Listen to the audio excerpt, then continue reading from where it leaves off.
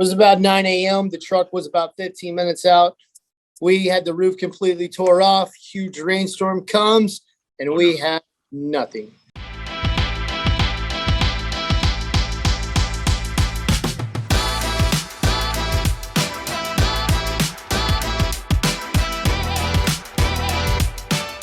This is the Real Construction Owners Podcast.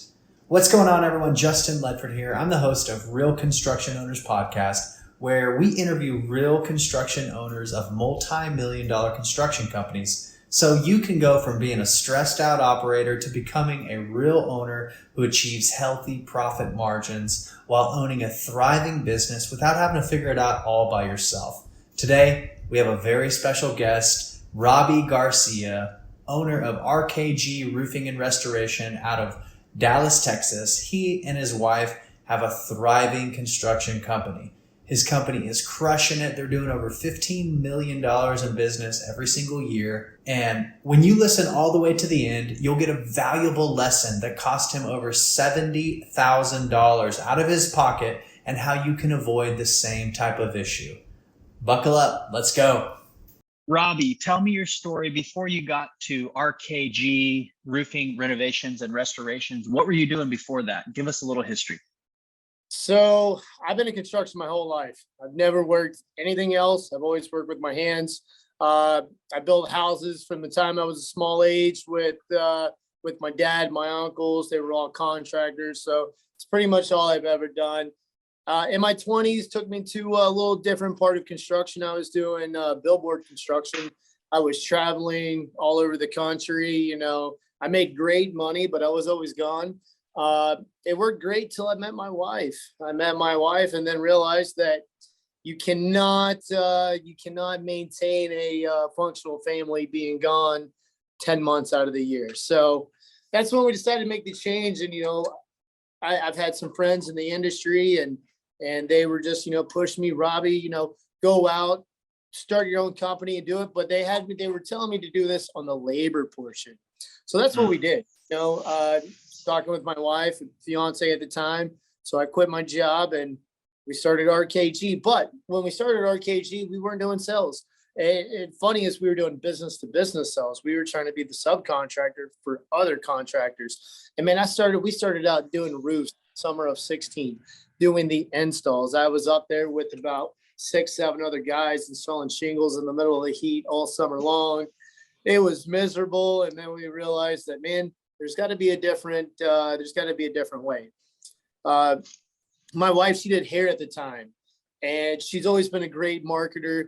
She had told me that, Robby, we're making all these other general contractors, money, and we're getting bottom dollar, barely making it by.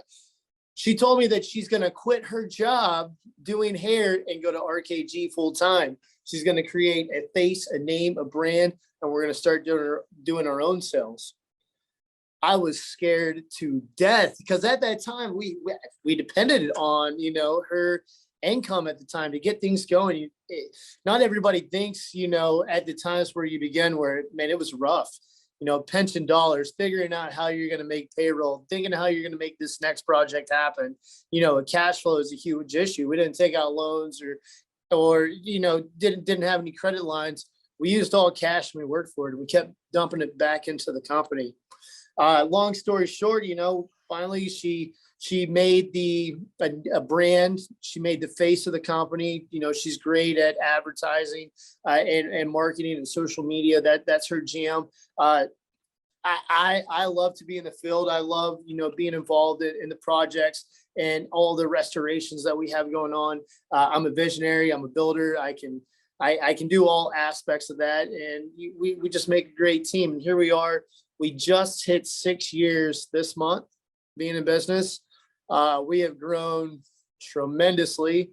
We have about 30-something roofing consultants that work for us. We just started hiring on a team of setters. We have our restoration side where we cover full interior fire and flood that we do the restorations for. We have our exterior side where we focus on hail and wind. And then we have our solar division where we're now doing solar. So, a little bit of all aspects of the field, bringing it into one. It's becoming great.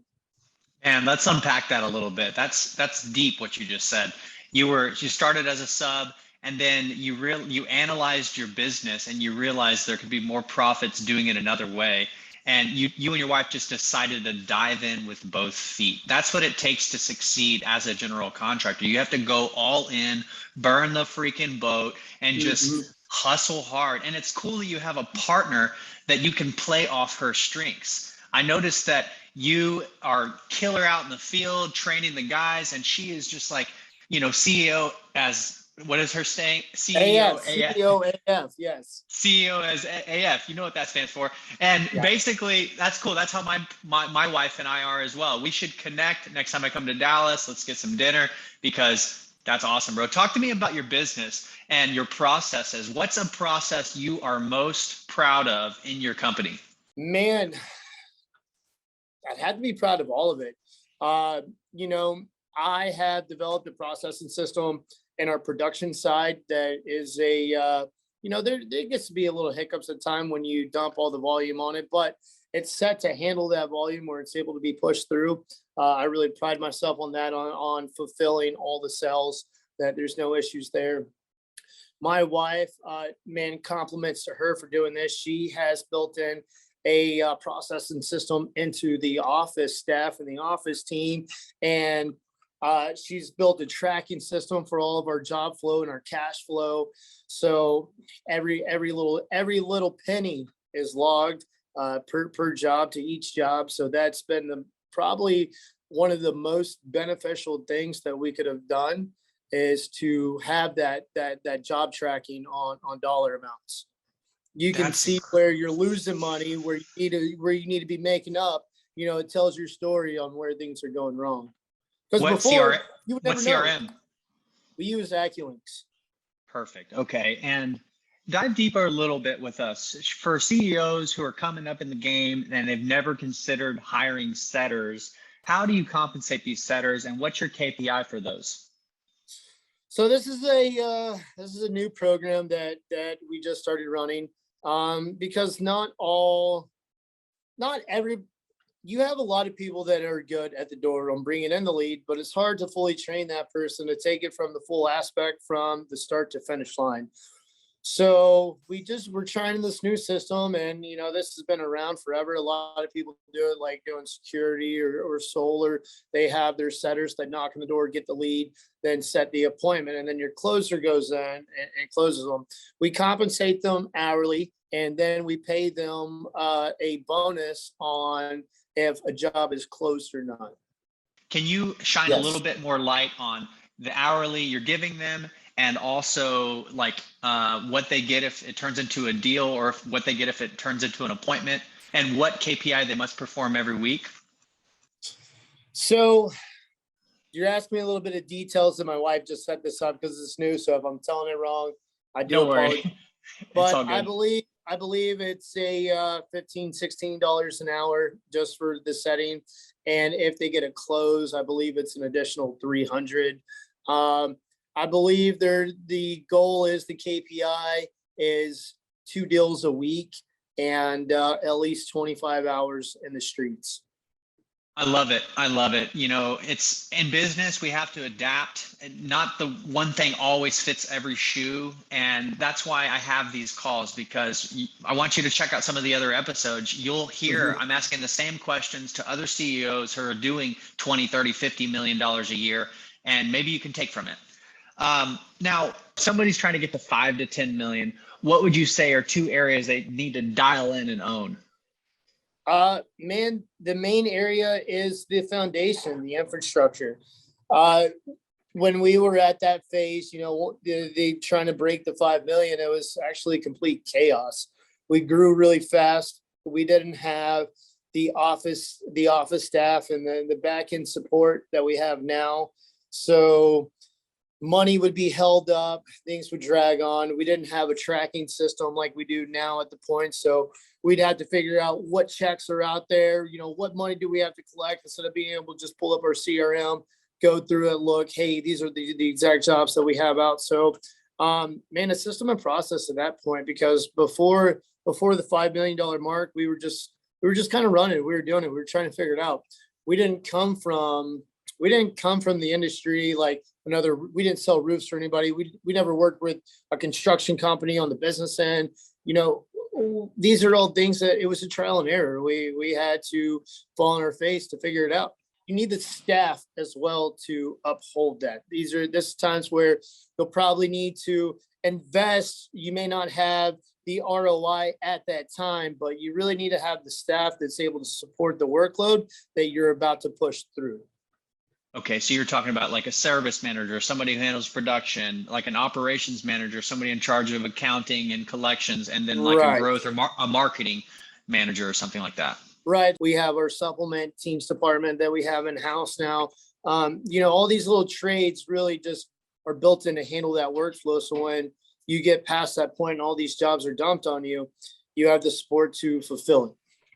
Supplementing is a great topic to just spend a little time on. As a roofing contractor myself, that right there, supplementing every file, because insurance companies are a business and they try to save money. And you can turn a new job into $2,000, $3,000, $4,000 extra that they should have paid. How did you and your wife create and find a supplementing department or individual? Like, what are the steps to that?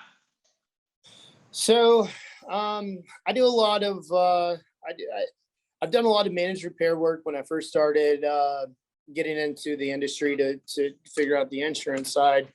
And I actually found an estimator that we had worked with close together with, and I've hired him on full time. He made a jump over, but it was just kind of about experience on my end, is learning the estimates, what all line items can legitimately be put in, and it goes on, how to build it correctly. So with all these things and just working hand in hand with my estimator, we've able to produce phenomenal estimates that are legitimate, where if an adjuster asks, hey, what's this for, we can provide the right documentation needed to justify that line item. So when I send something over, I don't, there's UPPA is huge now, so you always got to watch the line. And I try not to go negotiate. I try not to send in an estimate where they're like, hey, remove this line item because it's not necessary. And doing things like that and getting the estimate set perfectly for the adjuster when he looks at it makes it easier, not only on approvals, it makes it easier on time, and it increases your dollar amount. And especially when you start to work with the same adjuster time after time, they get these estimates like, oh, hey, RKG, we know they put over a great estimate. We're going to go ahead and approve it and get it sent back out. That's brilliant. So you really have dialed in your line items, and you have somebody in charge of that. They're following up every few days, I'm assuming, because if you don't, the ball can get dropped. So switching gears a little bit, what's a very expensive lesson that you as an owner have learned that you could share with our owner audience? Check your general liability policy when you purchase it. I'm sure there's a story that goes behind this. Can you elaborate a little bit? Yeah, so Ben, I got a couple stories. Insurance is there for when you need it, except for when it comes to general liability. Because I think it was 2 years ago, it was 9 a.m. Usually I have materials drop the afternoon before, and I always have materials drop the afternoon before. After this instance, it was about 9 a.m. The truck was about 15 minutes out. We had the roof completely tore off. Huge rainstorm comes, and we have nothing. It just profusely rains inside this home. We're doing everything we can to stop it, and it rains for about a solid hour. So if you can imagine the damage that it has caused inside the home. Well, it's like, cool, great. I paid thousands and thousands and thousands of dollars a month in insurance. Shouldn't be a problem. I called and went to make a claim, and the first thing they said is, oh, you have an open roof exclusion. I'm like, what? What do you mean? Why would you even have that there? So it all in all, it cost us about $70,000 in restorations on the interior to fix this home. That's what it cost me as a contractor. And then they didn't even pay us for the roof. They said Yeah, they pretty much their lawyer sent us a letter. So we did the roof for free. The lawyer sent us a letter that says if we even come to seek payment, they are going to take us to the ringer for the dust in the house, the unsettling, just all this chaos. So we're like, okay, we're gonna leave that one alone. Yeah, yeah. Oh, that's painful, man. That happened to me once on a federal judge's house. This lady tore me a new one. The same exact thing happened. $50,000 I paid out of my pocket to fix her up. She didn't pay me for the roof. You should hear Jonathan Sherwood, the guy who does roofers helping roofers. Yep. In one of his episodes that he did with me, it was over $250,000 that he lost on a large commercial project. Same situation. Crazy, man. So check your general liability. Can you dive a little deeper? Who would you recommend for your insurance, and what are key things that you purchased on that insurance policy, if you can recall? So I got a risk manager. I actually have a friend, and also a client. His name is Ed Nagel. He's our risk manager. He's went through the policy, got us the correct coverages that we needed to ensure that when a situation arises, we will have the coverages from all standpoints. That's brilliant. So you had a third party, paid him his money, said, here, figure out what the issues, where the holes are, and now you feel comfortable and safe. Has it happened since? By any chance? Has not happened since. Knock on wood. Thank God, right? You learn. Yeah, for sure. For sure. So I have a question to that regard. Better yet, I want to know a little bit more about your culture, because I see you guys are having fun. You took a retreat. What are some fun things that you do and incentives that you give to keep your team so fired up? And I think they got tattoos. I don't know. It's like a crazy cult over there. Yeah, I definitely have a big RKG tattoo across my side, but culture is everything. That's 100%, the retention is the culture inside the tribe. If you've just got negativity, flowing through the room, there's nothing positive that's going to be coming from it. So we definitely try to always uphold the culture. I mean, we have some things that we like to call RKG bucks. You see that wall right there? That's the RKG store. So you get RKG bucks for doing tasks and certain things, and you get to buy these things from the store. We have RKG sunglasses, RKG socks, hats, cups, gift cards, gas cards, hoodies, shoes, custom Nikes, cougar paws, ladders, drones. We have things like that. We also have a bonus structure. You hit this much in revenue, you get, a truck allowance, phone allowance. You get bonus on a percentage of how much you sell. If you go over 100 grand, we have $100K club dinner. We like to bring people in that really fit our culture, that, the kind of people that you wouldn't mind going on a retreat with and enjoying the whole weekend. So we keep it close. We keep it friendly, hell, we'll all go surf on the weekends, that type of deal. It's really just keeps it flowing good, throughout, and keeps a positive mentality. Work hard to play hard. I love it. So work hard to play hard, yeah. Some people talk about truck allowances, and I like that you have an incentive where they have to produce X and Y to receive the truck allowance. Can you shine a little light on that? What is your requirement, if you can recall? I think the truck allowance is, I think the phone allowance is 65,000. I think the truck allowance, again, if I'm saying it a little off, it's close. I think the truck allowance is 85K a month. Then at 100K a month, you go to the 100K club dinner. I believe at 110,000, you get 1% for what you sold top line. And if you sell 150 plus, then you get a 2%. And you're paying gross or net? That's just, so if you sell 150, we would just give you 2% of 150. Okay. So I got you. That is fire right there, dude. We have to give our people incentives to go out and crush it, because, we are training people to be like Deshaun, the roof hustler says, Mhm. not the zoo lions. We're trying to train them how to be the African lions, to go hunt and kill, right? Yep. So how are you scaling your business? Recruiting. I mean, that's key. If you want to grow, what does growth mean? It means more sales, which leads to more production. So not only you got to constantly be recruiting, consultants and sales on the front end, you also have to make sure you have the production on the back end to do that. On our rebuild side, because again, we told you we focus on interior too, on fire and flood.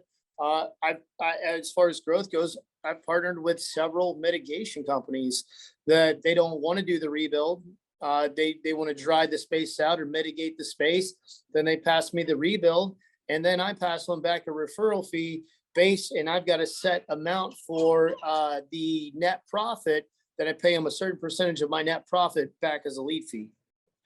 That's brilliant, man. You're using some like Dale Carnegie, like Zig Ziglar, like old school tactics. Dive a little deeper on that. So you partner with mitigation companies who just want to do the dry in, and from there you go in and actually do the painting and fixing it all up. Yes. And you build the insurance.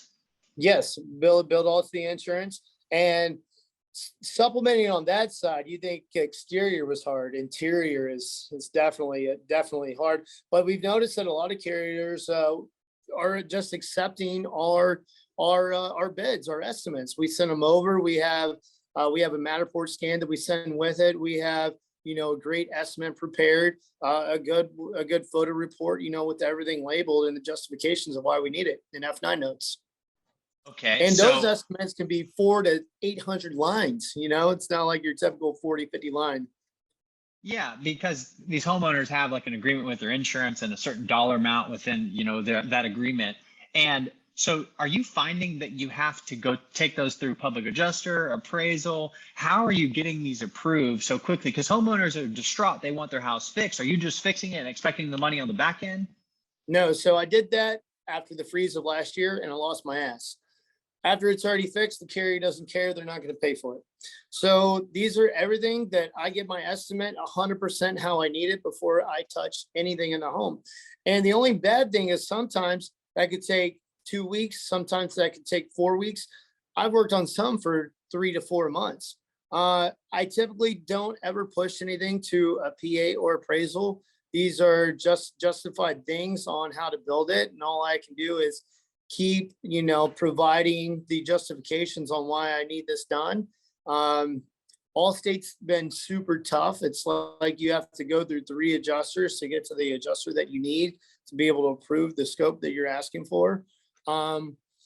It's tough. It definitely takes a lot of time, but I've got a team put together that handles that for me. We do it all in house. We don't send it out. And these guys aren't, adjusters or anything. I've got a guy, Eric, that he deals with it. He goes out to the job site, assesses it. Now we have an estimator who puts together our estimates, because not everybody can do everything. If you're good at one thing, Xactimate sucks. I know we've all used it. You could spend weeks in front of it and not put together a whole scope. So we have an estimator who comes back to Eric, and he reviews it, makes sure all the line items are legitimate and needs to be put on, and he will send them off to the carrier and deal with that on the front end before it goes into production. And once that's approved, he'll get everything put in, and we'll go into production and kick off from there. Typically we do about right now we're doing about 25, 30 homes a month. We're looking to really step it up within the next year on being a capacity of like 50 to 70 a month. So I'm really looking to step it up on that side. That's awesome, bro. What would you say? Because everything sounds good, and I from a glance, I see y'all on social media, and it looks y'all are building something special. But let's be real for a minute. Where is the hole? What's something you need to improve on in your business? Man, something we can improve on is consistency in sales. We've been pretty good. The guys have been driving it, but consistency is key. And the team that we have now has been doing it, and they're out there every day. They're getting it.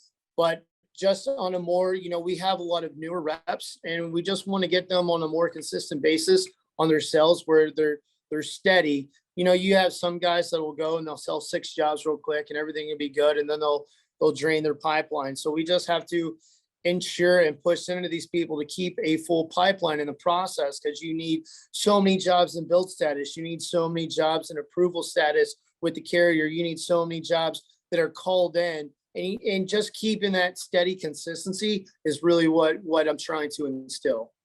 I love it. So what's next for you, Robby? This next year, I'm going to spend most of my time building our interior restoration side. I told you that we want to, get up to 50, 70 houses, and that's huge volume. It's going to take a lot of my time and a lot of building. I'm going to be doing a lot of training to be able to find somebody that can replicate myself or Eric. It's going to be hard to find, and that's really where we're going to be driving this next year. I love Me it. personally, my wife, on another note, she's pushing the sales team. I'm pushing this, and we're really just trying to crush it. Right on, brother. So if somebody's looking to join an epic organization out of Dallas that's just crushing it, that has an incredible culture and a cool husband and wife business, why should they join you, and how should they reach out to you guys? So we have if you've noticed across Facebook, we have these little job forms with job applications.